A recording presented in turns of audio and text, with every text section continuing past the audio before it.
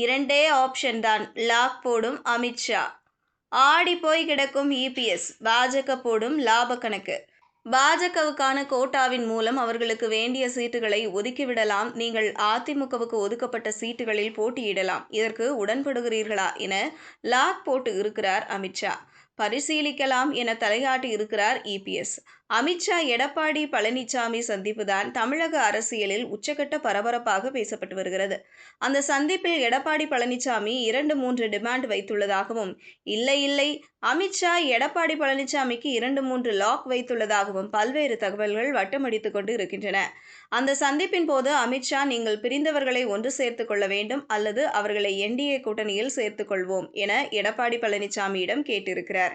அதற்கு எடப்பாடி பழனிசாமி, இல்லைங்க, அவர்கள் என்டிஏ கூட்டணிக்கே வந்தாலும் சரிபட்டு வராது. ஏனென்றால் அவர்கள் கட்சிக்கு எதிராக செயல்பட்டு இருக்கிறார்கள், துரோகமெல்லாம் செய்திருக்கிறார்கள் என நான் பரப்புரை செய்திருக்கிறேன். இந்த நேரத்தில் அவர்களை கூட்டணியில் சேர்த்தால் அவர்களுக்காக நான் எப்படி வாக்கு கேட்க முடியும் என லாஜிக்காக பேசியிருக்கிறார் எடப்பாடி பழனிசாமி. அதற்கு அமித்ஷா, என்ன நீங்கள் எது சொன்னாலும் உடன்படவே மாட்டேன் என்கிறீர்கள்?